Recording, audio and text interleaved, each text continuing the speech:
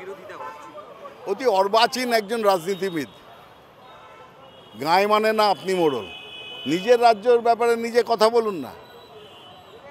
একটা বাংলা ভাষা, যে ভাষায় আসামের যারা সাধারণ মানুষ তারাও সম্মান করে বাংলা ভাষাকে, অন্তত 40% আসামের লোক বাংলা ভাষায় কথা বলে, স্কুলে কলেজে পড়ানো হয়, সেই জায়গায় তিনি বলে দিচ্ছেন বাংলা ভাষী মানে বাংলাদেশি।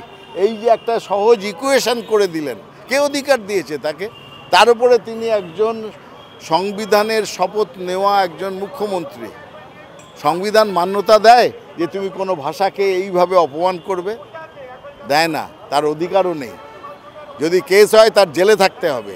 সংবিধানের যে প্রভিশন, যে ব্যবস্থা, সেটাকে ক্রিটিসাইজ করার জন্যে, তার বিরুদ্ধে কথা বলার জন্যে। কিন্তু আমি বলবো বাংলা নিয়ে আপনাকে অত ভাবতে হবে না। আপনি অনুপ্রবেশকারী বলছেন, অনুপ্রবেশকারীর বিরুদ্ধে লড়তে গেলে আপনাকে যেতে হবে একজনের কাছে যার নাম অমিত শাহ।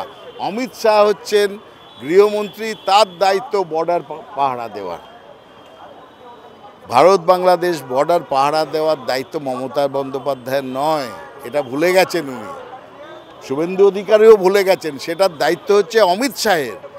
তাহলে অনুপ্রবেশকারীর কথা উঠলে প্রধান দায়িত্ব বা প্রধান জবাবদারি কাকে করতে হবে? জবাব দিতে হবে অমিত শাহকে।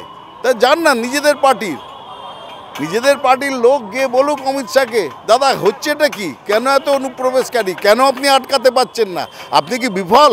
তাহলে পদত্যাগ করুন, এটা বলতে পারেন না অমিত শাহকে? এলোমেলো কথা বলছেন, লাভ, মানুষ হাসছে। সুতরাং এই কথার কোনো ভ্যালু নেই। তবে বাংলা ভাষাকে অপমান করেছেন, বাঙালিদের অপমান করেছেন এই শুভেন্দু, আর ওদিকে হেমন্ত বিশ্ব শর্মা। তার উচিত জবাব সামনের নির্বাচনে পেয়ে যাবেন। কালকে মমতা বন্দ্যোপাধ্যায় বাংলার সম্মান রক্ষার জন্য রাস্তায় নামছেন, আর এটা চলবে সেই সামনের নির্বাচনে, যতক্ষণ না রেজাল্ট বেরিয়ে বাঙালি দেখিয়ে দেবে বিজেপির জায়গাটা কোথায়।